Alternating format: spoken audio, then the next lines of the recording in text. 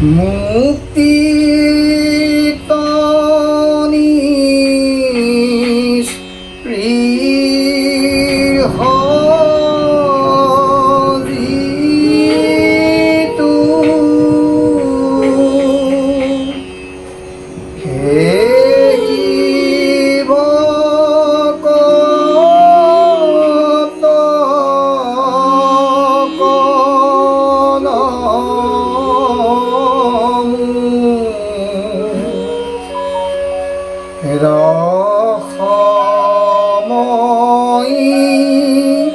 মাগু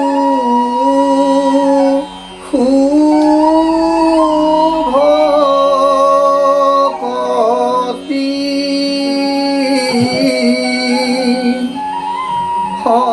সমস্ত মস্তকমণি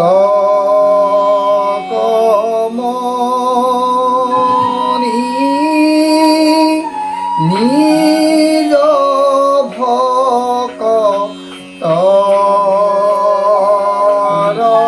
ৰবচ্ছ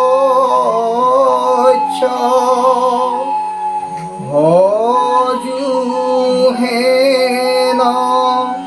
দেব যদুপতি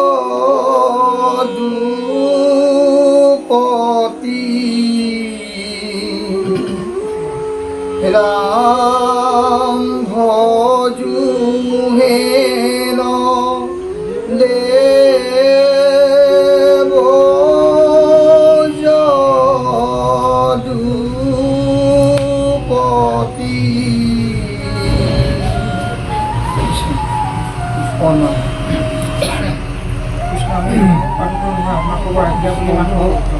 আগবঢ়াহে হৈছে আপোনালোকৰ মুখাগত লখা পাই বান কৰোঁতে কায় বাক্য এইখিনি অপৰাধৰ পৰা সৰ্বপ্ৰথম মোক্ষণ কৰিব কৃষ্ণ কৃষ্ণ মুখাচন্দত মুখাৰ আৰম্ভণিতে মোৰ প্ৰভু ৰঘুনন্দন পৰম ব্ৰহ্ম কৃষ্ণৰে কথা প্ৰকাশ হৈছে আৰু গুৰুজনে তাৰে আভাস হিচাপে লৈ প্ৰথমে ভজনৰ আভাসহে দিয়াৰ চেষ্টা কৰিছে। ভজনেৰেহে আমাক জেগাটো ভগৱন্তৰ শ্ৰীচৰণত পোৱাৰ সম্ভৱ বুলি ভজনেহে আচলতে ছবিত দৰ্শন কৰে। ছবি চন্দ্ৰ বুলি কৈছে, ভগৱন্তৰ ছবিটো ভজনৰ দ্বাৰাহে সম্ভৱ হয় বুলি ভাবিছোঁ। তালৈ যাবলৈ হ'লে কি ধৰণে যাব সেই কথাটোৰ বাবেহে গুৰুজনে মুক্তিক স্পৃহাহীন হোৱা ভকত এজন এটা চৰিত্ৰৰ বিষয়ে কৈছে বুলি আমি ভাবিছোঁ। আমি ভবা মুক্তিক যিজন স্পৃহাহীন সেই ভকত অকণমো ৰসময় মাগজি মুক্তিৰ স্পৃহা য'ত মুক্তি আছে তাত কিন্তু ভক্তি নাই বুলি আমি জ্যেষ্ঠসকলৰ মুখে গম পাইছোঁ। মুক্তিত কেতিয়াও ভক্তি থাকিব নোৱাৰে। বান্ধোন থাকিলে কেতিয়াও খোলা থাকিব নোৱাৰে, খোলা নহয়, বন্ধাটো বন্ধাই খোলাটো খোলাই।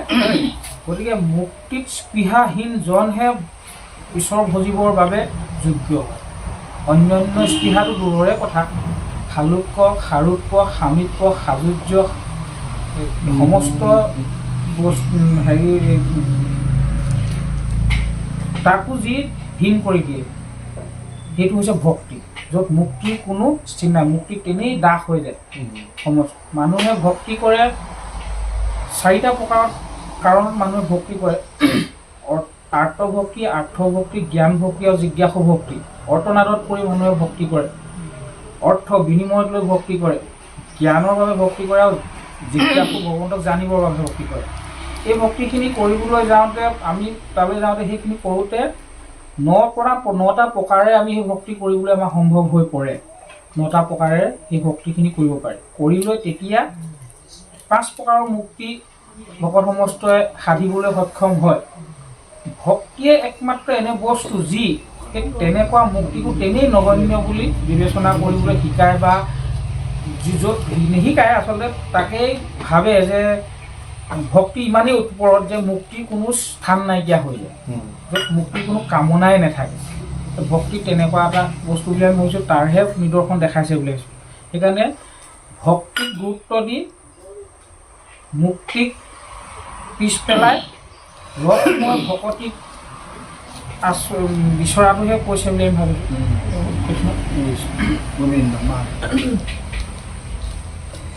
যাৰ ৰাম কৃষ্ণ কৃষ্ণ নাম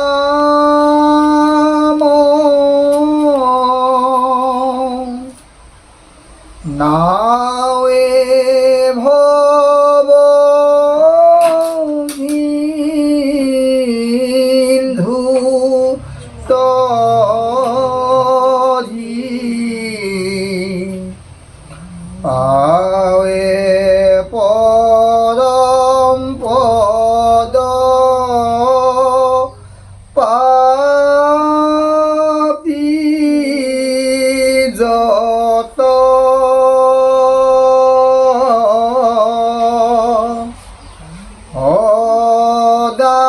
সদানন্দ সনাতন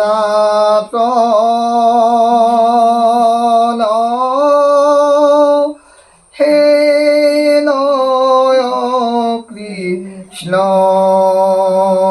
কহদা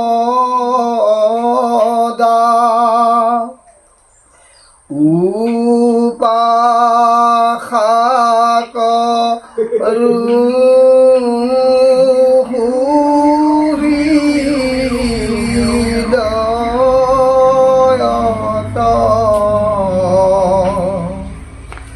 রাম উপাসাক হৃদয়ত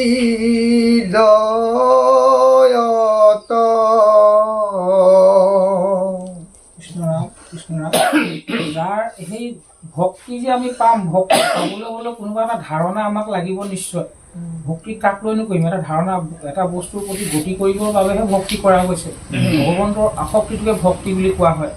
সেই ভক্তিটোৱে হৈছে কোনজন কাৰ প্ৰতি আমি আগ্ৰহী হৈ সেই কামটো কৰিম, যাৰ নামটো কৃষ্ণ ৰাম, যিজনৰ তেওঁৰ প্ৰতিহে ভক্তিটো কৰাৰ কথা কৈছে। যাৰ নাম কৃষ্ণ ৰাম, যাৰ ৰাম কৃষ্ণ নাম, যাৰ ৰাম কৃষ্ণ নাম, যিজনৰ ৰাম কৃষ্ণ নাম, যিটো ব্ৰহ্ম শক্তি, যিটো আনন্দ শক্তি, যাৰ সেই আনন্দ শক্তিটোৰ নামেই হৈছে কৃষ্ণ আৰু ৰাম বা হৰি।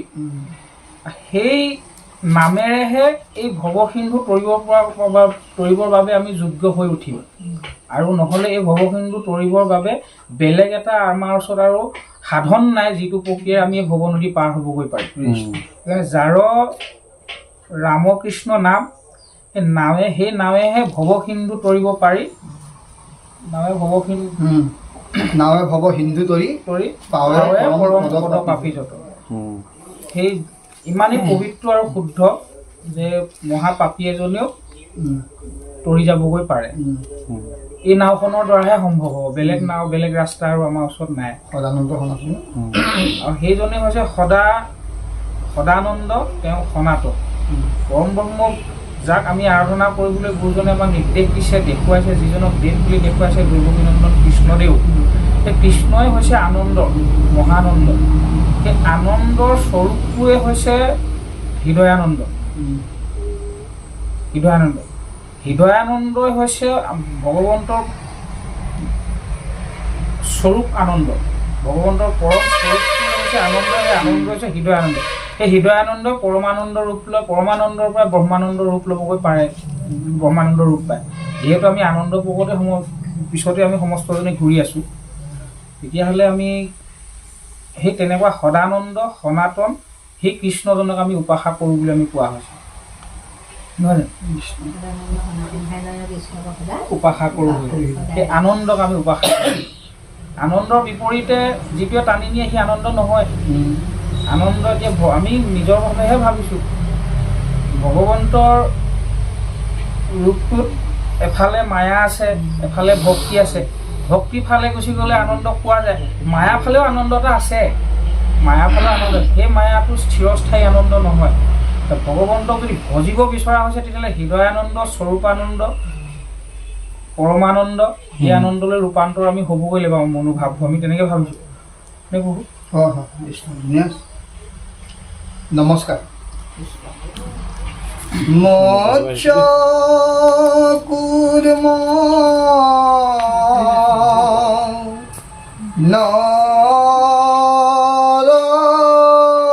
নৰহি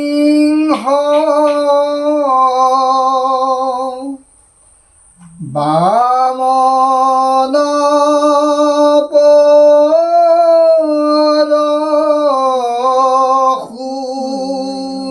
পৰশুৰাম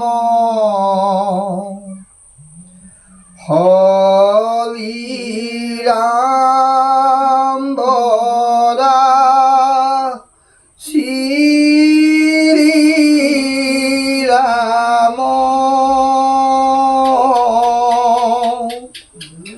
বুদ্ধ কল্কি নামে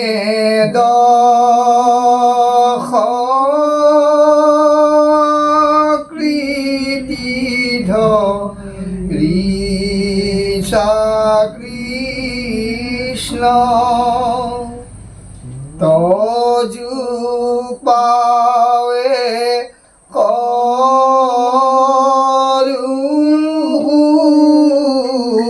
প্ৰণাম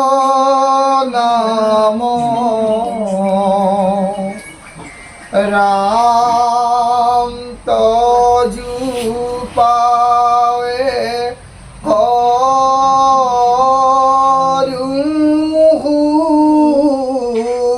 প্ৰণাম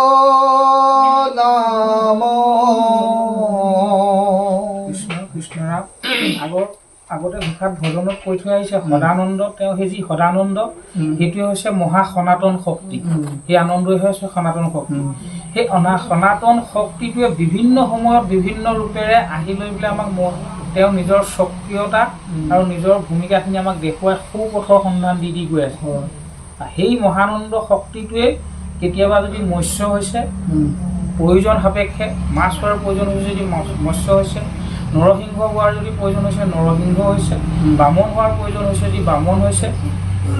সেই আদি শক্তিটোৱে সেই বিভিন্ন ৰূপেৰে আহি লৈ পেলাই আমাক বুদ্ধ কল্কি নামে দেখে দশটা আকৃতি ধৰি পেলাই আছেই। আৰু আমি সেই মহাশক্তিক যিজনে বিভিন্ন ধৰণৰ আকৃতি লৈ আমাক আহি আনন্দ দি আছে, সেই মহাশক্তিক আমি চৰণত সেৱা নিবেদিছোঁ বুলি গুৰুজনে কৈছে। হৃদয়ৰ অনুভৱৰ ওপৰত বস্তু আমাৰো তেনেকুৱাই হ'বগৈ লাগিব বুলি ভাবিছোঁ। অকল বোলে ভিতৰৰ পৰা মই সেই সনাতন শক্তিক সেৱা জনাইছোঁ নে গোবিন্দ সেই অনুভৱলৈ যোৱাৰ চেষ্টা কৰিব। তাৰ বাবে যিখিনি নিয়ম প্ৰণালী গুৰুজনে আমাক দি থৈ গৈছে সেই মাজেৰে যাব লাগিব। কৃষ্ণ উপদেশ একান্ত কত হবে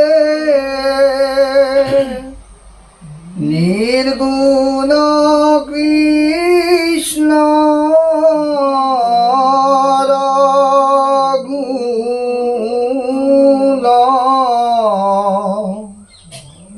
গাৱে সদা বখিয়া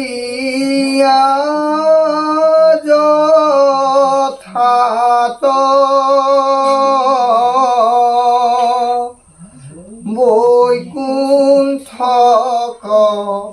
পৰিহৰি যোগী ৰুহি দয়েৰি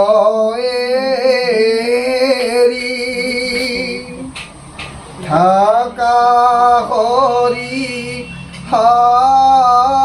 সাক্ষাতে তথাত ৰাম থাকা হৰি সাক্ষাতে তথাত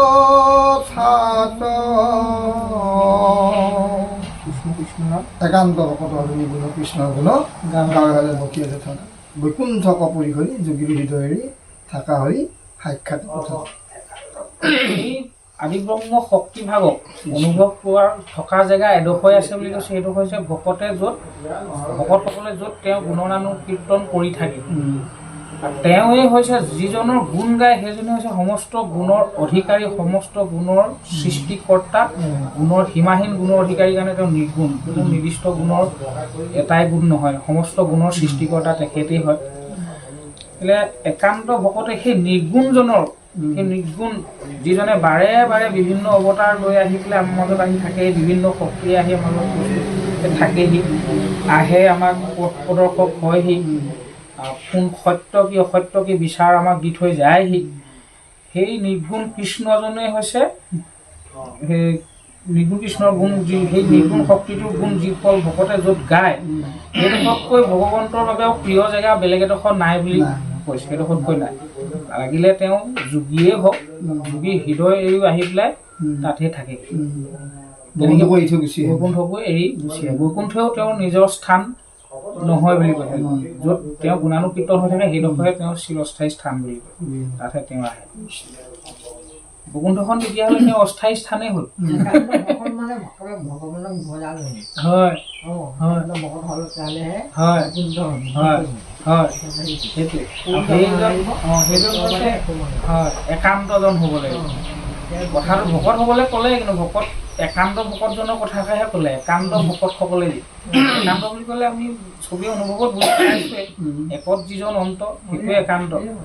হয়, ভিতৰতো যদি বাহিৰত যদি আমি কৃষ্ণ বুলি কৈছোঁ, ভিতৰতো কৃষ্ণই শক্তি অনুভৱ হ'ব লাগিব, কৃষ্ণভাৱে আহিব লাগিব।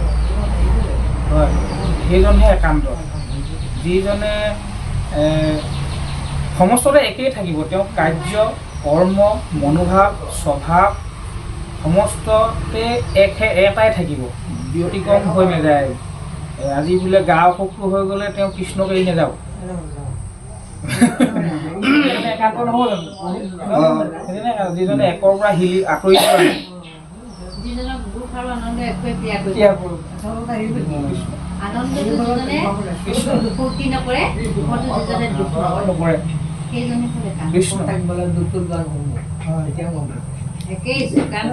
হয়, দুখত উদ্বেগ নোহে চিত্ত, নাহি স্পৃহা সুখতো কিঞ্চিত। কৃষ্ণ সেইজন একান্ত। কর্ম বিচা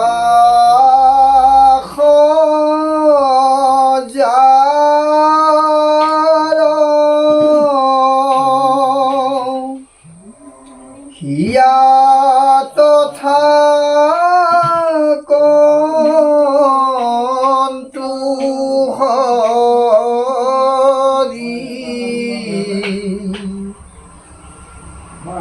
আতিশয় দূৰমুক্ত তাৰ দূৰ তুবি দূৰ হুঞ্চ তাৰ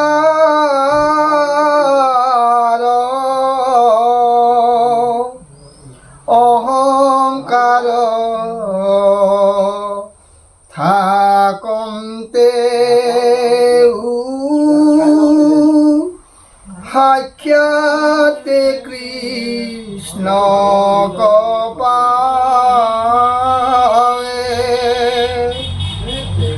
শ্ৰৱণ কীৰ্তন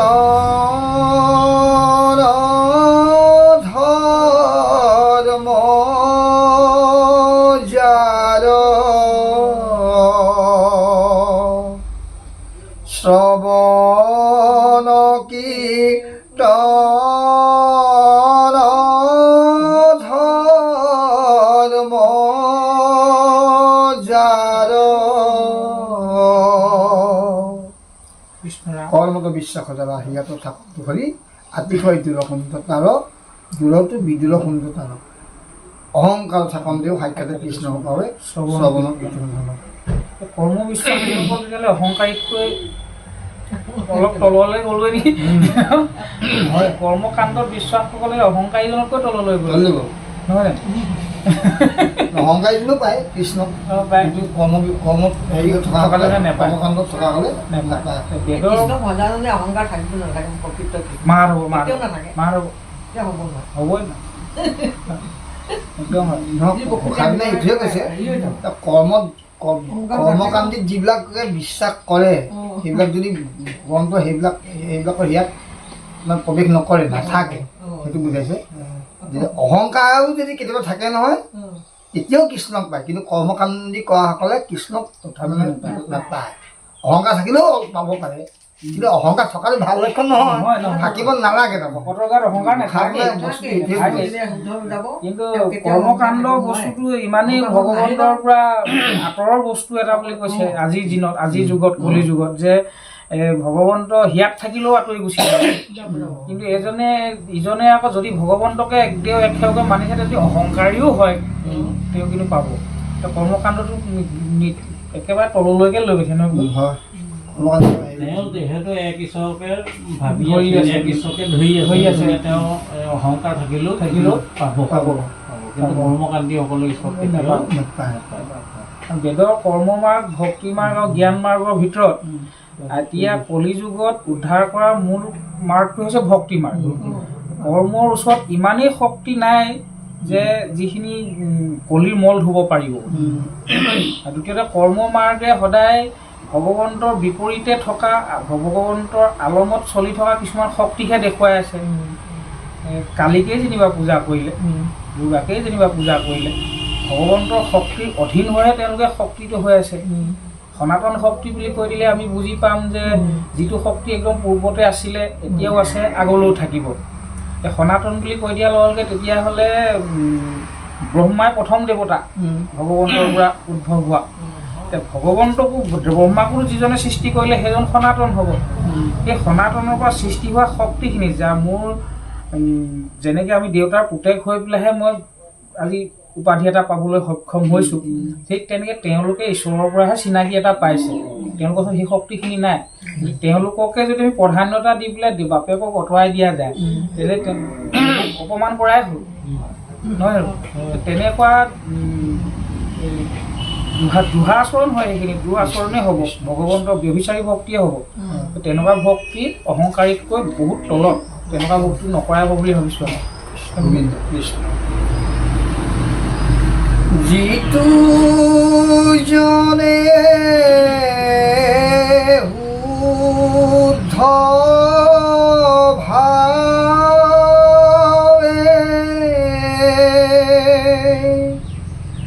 হৰিত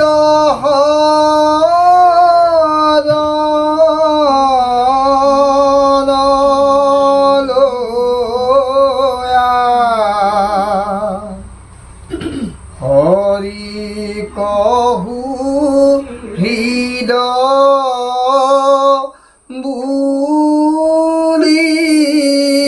বুলি আছে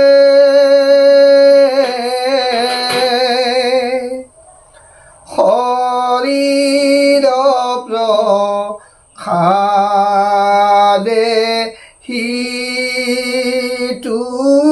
সিটো বিঘ্নিৰ মুণ্ডত ভৰি দিয়া হৰি গুণ গায়া নাচে ৰাম দিয়া হৰি গুণ গায়া নাচে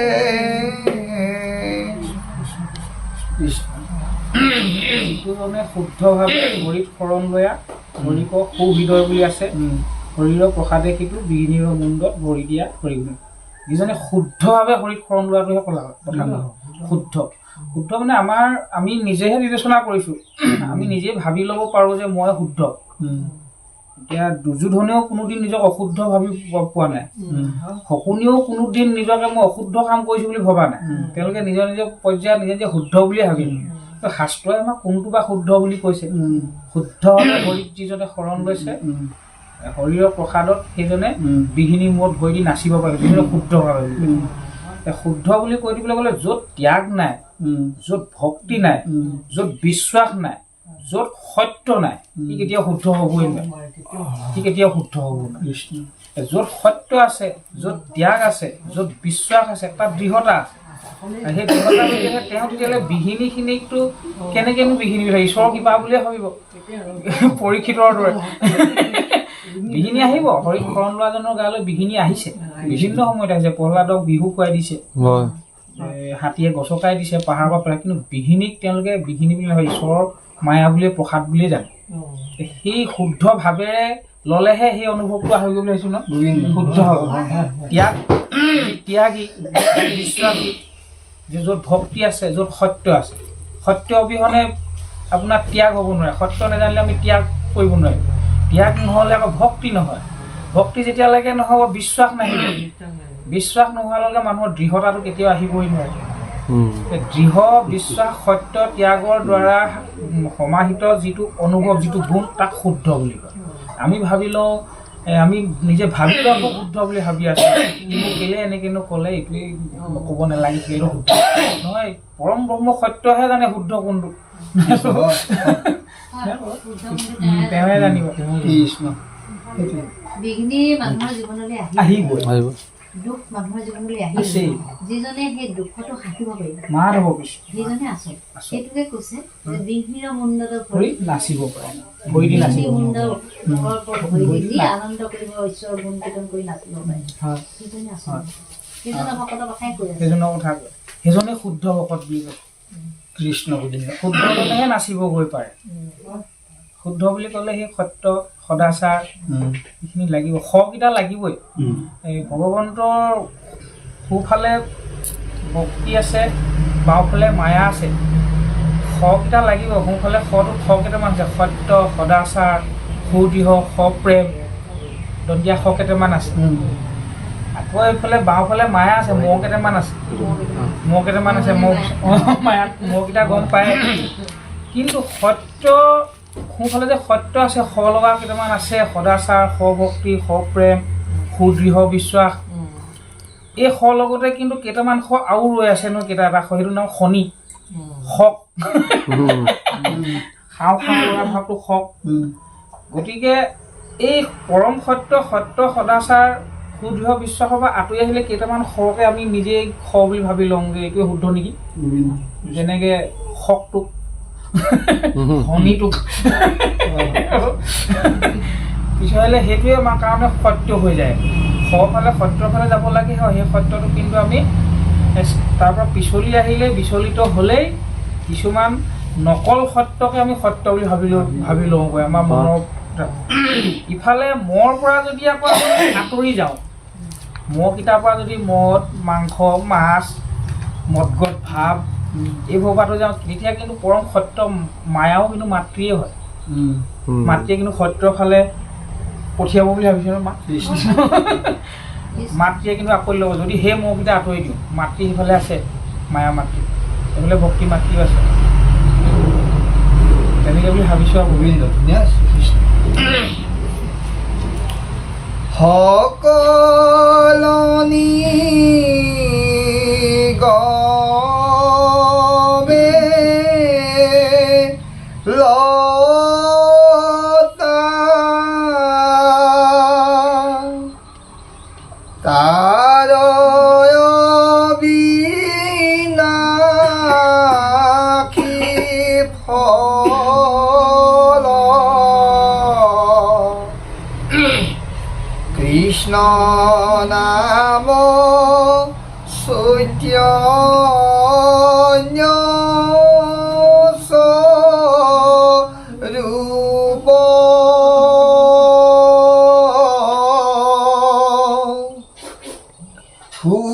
সুমধুৰ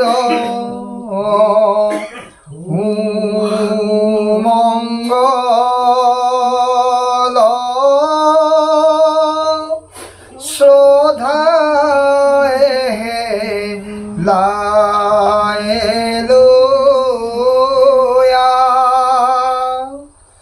নৰ মাত্ৰ তৰে ভৱ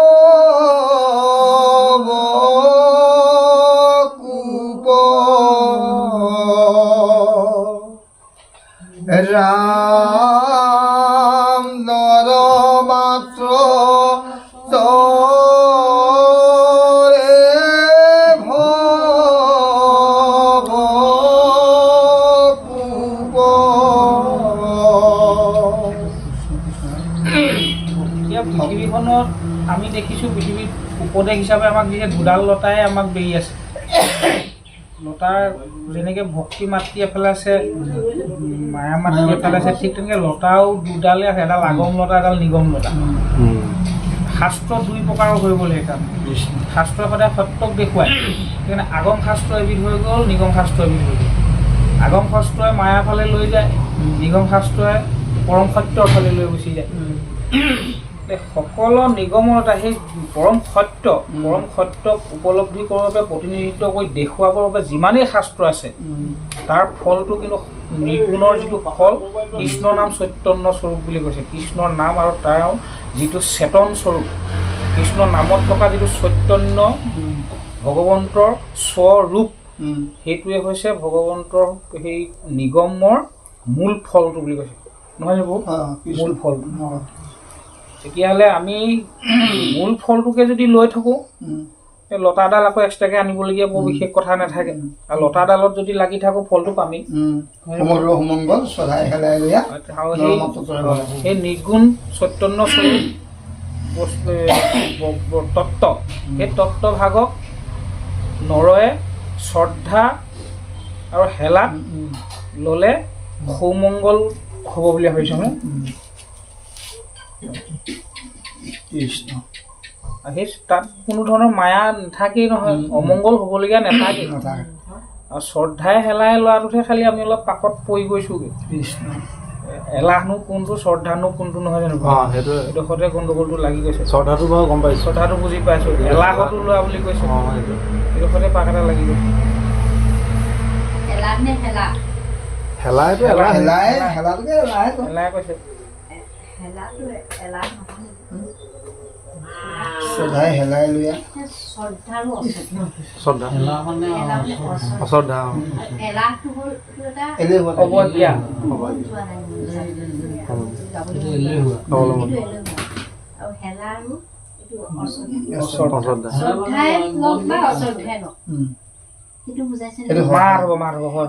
এলেহুৱাটো কামৰ খাতিৰতে খাতে, এলাহটো নাখাতে। পৰম চৈতন্য বস্তু হৃদয়ত যেতিয়া আছেগৈ, তেওঁ হৃদয়ত যেতিয়া পৰম চৈতন্য বস্তু যেতিয়া হৃদয়ত ধাৰণ কৰি আছে, তেওঁ লৈছে, তেতিয়াহ'লে হামিটো মাৰোঁতো কৃষ্ণ বুলিয়ে ক'ব। আমি সেইভাগে ভাবিছোঁ। তেওঁ তেতিয়াহ'লে গাটো ধুওঁতেও কৃষ্ণ বুলিয়ে ক'ব। তাৰ হয়তো সম্পূৰ্ণ শ্ৰদ্ধা নিহিত নহ'বও পাৰে নামঘৰত সোমোৱাৰ দৰে, কিন্তু নামতে তেনেকুৱাই হ'বগৈ লাগিব। নহ'লেতো ভকতে হেলাটো নকৰেই কোনো পধ্যত। যিকোনো সময়তে নিজকে ব্যস্ত ৰখাৰ সময়ত কৃষ্ণ নামতে যিহেতু তেওঁ নিজকে ব্ৰতাই ৰাখিব, সমস্ত সময়তে তেওঁ কৃষ্ণৰ নাম উচ্চাৰণ কৰি থাকিব। তেনেকৈ হ'ব পাৰেনে? তেনেকৈ এনেকুৱা এটা বুজাইছে যে মই আপোনাক দেখি হয়তো আপোনাক মই অগ্নিঙা কৰি কৃষ্ণ বুলি ক'ব, কৃষ্ণ এইটো অশ্ৰদ্ধা। বা কৃষ্ণ এই যে অগ্নিঙা কিছুমানে মানে মই চবকে সকলোকে দেখিলে কৃষ্ণ বুলি কওঁ, মোক দেখা মতে তেওঁ হয়তো অগ্নিঙা মোক কৰিব পাৰে, আই কৃষ্ণ এনেকে বুলি মোক ক'ব পাৰে। এই যিটো অশ্ৰদ্ধাই কৃষ্ণ বুলি কৈছে, এই কৃষ্ণ নাম এনেকৈ যদি কোনোবাই লয়, তেনেকেও যদি লৈছে, অশ্ৰদ্ধাই যদি কৃষ্ণ নামটো তেওঁৰ মুখত ওলাইছে, তেওঁ মুক্তি কৰে। এইটো মানে এইটো বুজাইছে কৃষ্ণ নাম চৈতন্য। এই কৃষ্ণ নাম মানে সুমংগল নাম, শ্ৰদ্ধাই বা অশ্ৰদ্ধাই যদি কোনোবাই লয়, তেতিয়া তাৰমানে নৰ মাত্ৰে তৰে ভৱ হ'ব। নৰে কৰি যাব পাৰিব, জুই ধৰ্ম যেনেকে পুৰা কাম কৰিব, এই সৰু ল'ৰা এটাই হওক বা ডাঙৰ মানুহজনে হওক, ধৰিলে বা জোকে হাতিলে জানিয়ে চুৰ বা নাজানিয়ে ফুৰিবই। ঠিক কৃষ্ণ নামো তেনেকুৱাই বস্তু, যি আমাক মানে আমি যেনেকে নলওঁ ক্ৰিয়া কৰিব, নামে ক্ৰিয়া কৰিব, ঔষধৰ কাম কৰিব।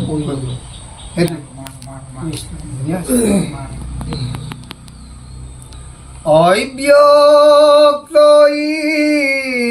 ঈশ্বৰ হৰি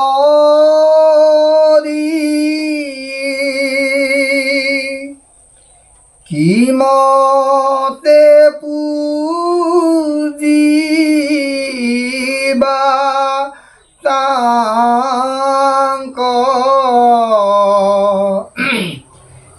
ব্যাপকত কিবা বিসৰ্জন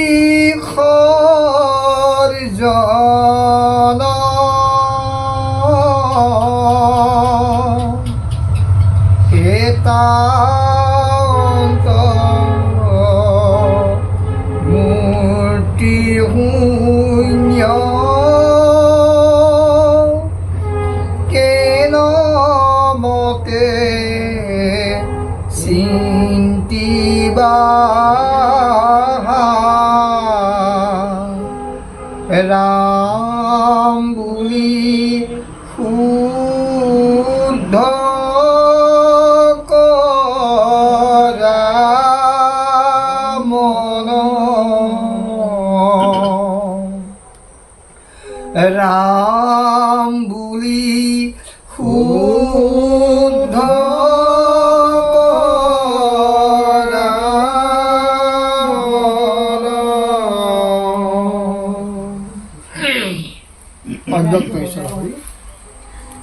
কিমতে পুঁজিবাদাংক ব্যাপকত কিবা বিসৰ্জন এটা অন্ত মূৰ্তি শূন্য কেনমতে চিন্তিবা ৰাম বুলি শুদ্ধ কৰা মন।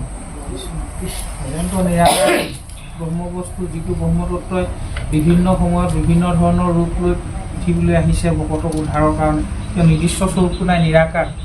তেওঁ নিৰঞ্জন, নিৰাকাৰ, নিৰাময়। তেওঁ নিৰ্দিষ্ট ৰূপত চিন্তা কৰিবৰ বাবে সমস্ততে বিয়পি আছে, নহয় জানো? সমস্ততে বিয়পি আছে, তেওঁ নিৰ্দিষ্ট ৰূপত কেনেকৈ চিন্তা কৰিবা? ৰাম বুলি সেইকাৰণে মনটো শুদ্ধ কৰিবলৈ কৈছে নহয়। এতিয়া কেনেকুৱা কৰিব লাগিব? এতিয়া ঈশ্বৰৰ যিজনৰ কথা কোৱা হৈছে এজন অভ্যক্ত বুলি কৈছে। অভ্যক্তজনক যিটো প্ৰকাশ নাই নহয়, অপ্ৰকাশিতভাৱে আছে। অভ্যক্ত ঈশ্বৰজন কেনেকুৱা অব্যক্তভাৱে আছে। কিমতে আমি তেওঁক কিদৰে পূজা সেৱা কৰিম। ব্যাপকত কিবা বিসৰ্জন সমস্ততে বিয়পি আছে।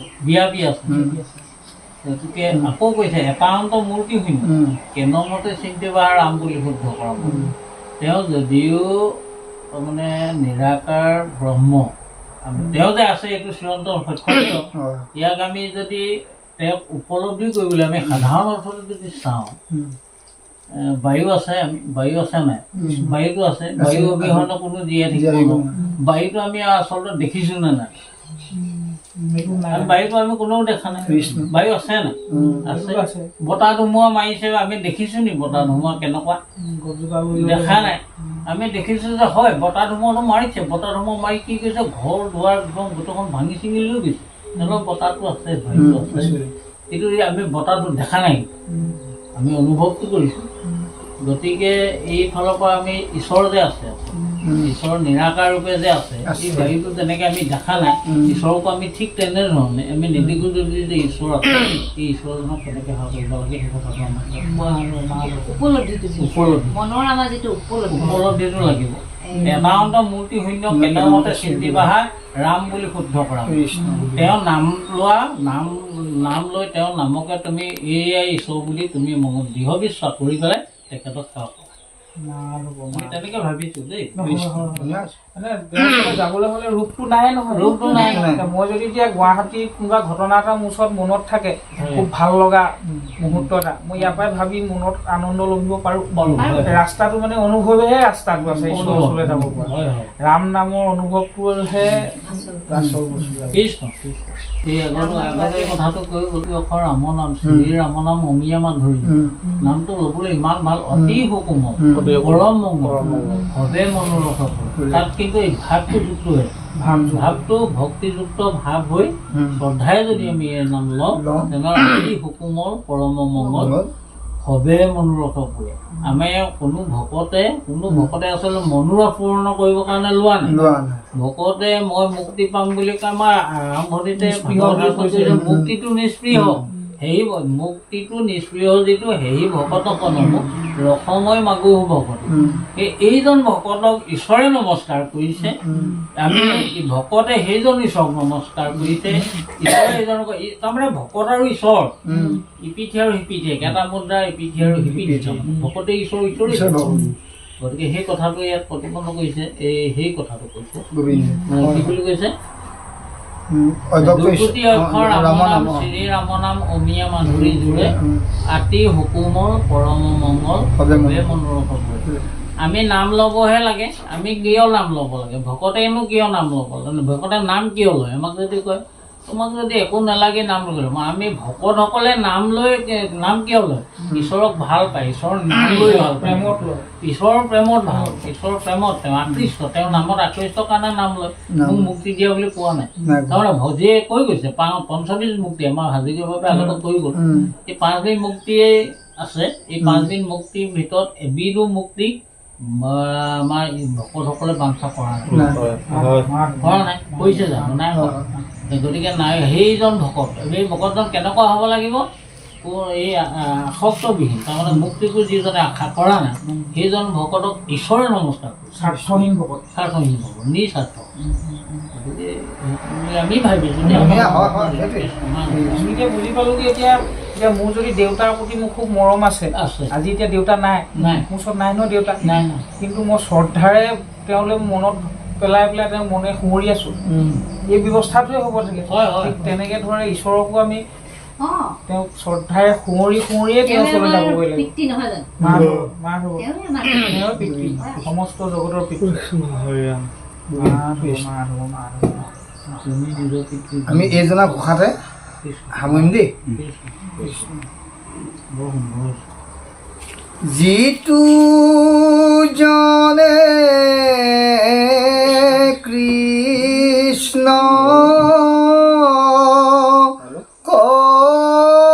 কথা বিচাৰে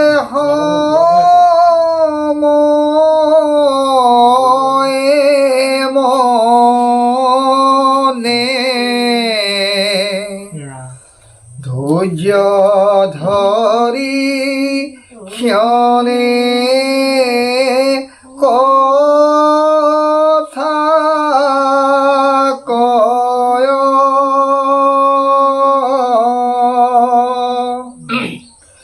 যত তীৰ্থ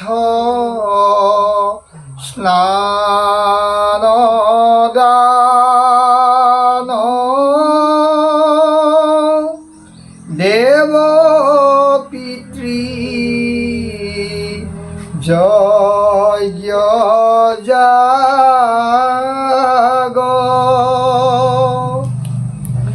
যোগাদিৰো ফল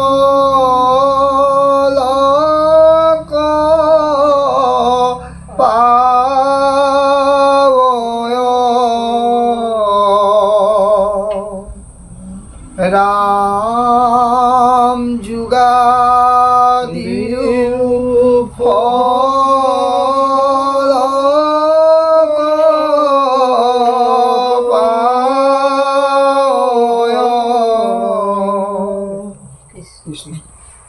যিটোজনে কৃষ্ণ কথা বিচাৰে সময় মানে ধৈৰ্য ধৰি ক্ষণ কথা কয় যত তীৰ্থ স্নান দান দেৱ পিতৃ যজ্ঞ যাগ যোগাদিৰো ফলক পাব।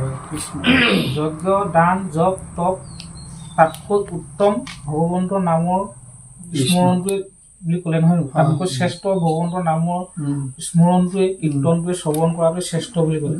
যিটোজনে কৃষ্ণ কথা বিচাৰে সময়ে মনে মানে এতিয়া আমি ভাবি ল'ব নোৱাৰোঁ বুলি ভাবিছোঁ যে ৰাতিপুৱা এবাৰ কৰিলোঁ, দুপৰীয়া এবাৰ কৰিলোঁ, হ'ল আৰু ভকতজন আহিলেহে কৰিলোঁ, তাৰপৰা নকৰিলোঁ। এইটো সময় বুলি কৈ দিলে এইটো আমিহে ভাবিছোঁ।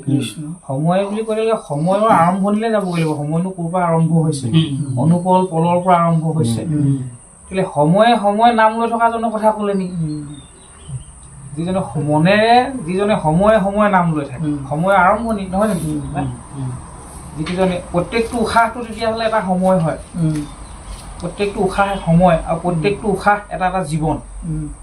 জীৱনত যদি নাম ল'ব লাগে, সময়ত যদি নাম ল'ব লাগে, ইয়াৰ আৰম্ভ হৈছে ক'ৰ পৰা? উশাহৰ পৰা আৰম্ভ হৈছে। এটা উশাহত জীৱন আৰম্ভ হ'ল, এটা উশাহত জীৱন শেষ হৈছে, নহয় জানো?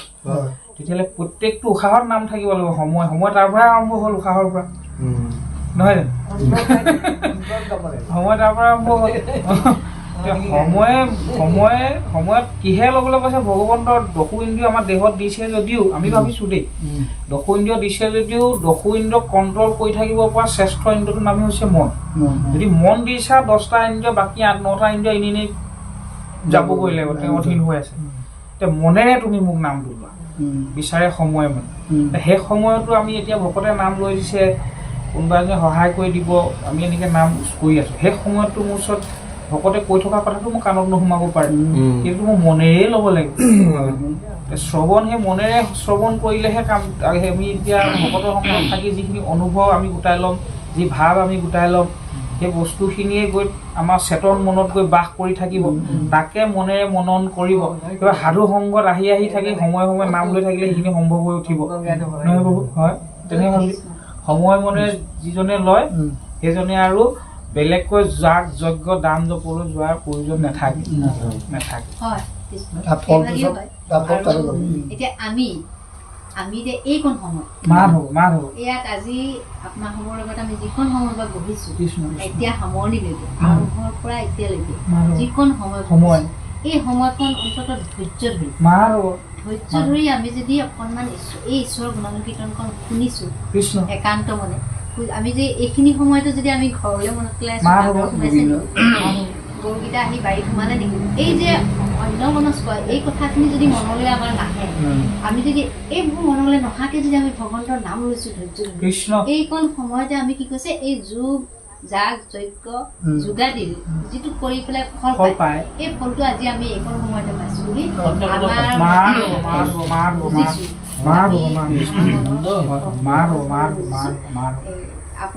আপোনালোকৰ কথাবিলাক বহুত মানে তত্ত্বগধুৰ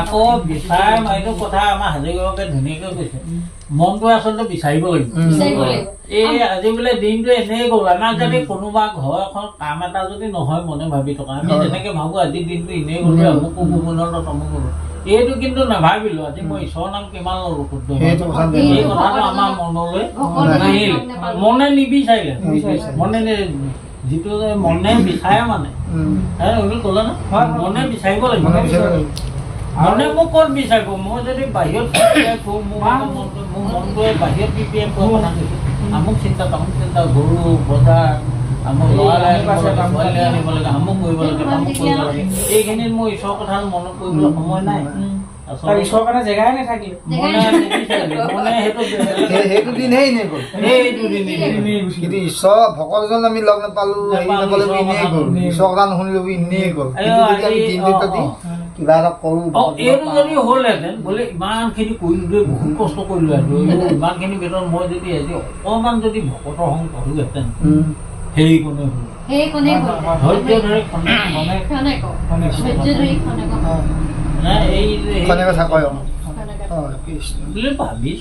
যিকোনো মুহূৰ্ত এতিয়া এটাই বস্তু আছে যিকোনো সময়ত বিচলিত নোহোৱাকৈ ৰাখিব পৰা বস্তু এটা যিটো জ্বলালেও নজ্বলে কাটিলেও নেকাটে ভিতৰতো নময় বাহিৰতো নময় সেই মনটোৱে মই পথাৰত থাকিলেও নাম লৈ থাকিব পৰা যায় কাম কৰি থাকিলেও নাম লৈ থাকিব পৰা যায় ইন্দ্ৰিয়ক লগাই দিলেই হ'ল তই জেওৰাখনৰ পুচিটো এনেকৈ কাট ই কৰি থাকিব মনটোৱেহে আমি বেলেগ তাত নামটো যদি নামত যদি মন লাগি থাকিম যিকোনো মুহূৰ্তত নাম ল'ব পৰা ব্যৱস্থাটো ইয়াৰ মাজে নামৰ ভাণ্ডাৰ মুখে কৃষ্ণ সেই কৰ্মটোৱে আপোনাৰ প্ৰকৃত কৰ্ম আপুনি কৰ্ম কৰি আছে লগত মানে মনটো ঈশ্বৰ লগাই লৈছে কামটো সোনকাল হয় সুন্দৰ হয় ভাল হয়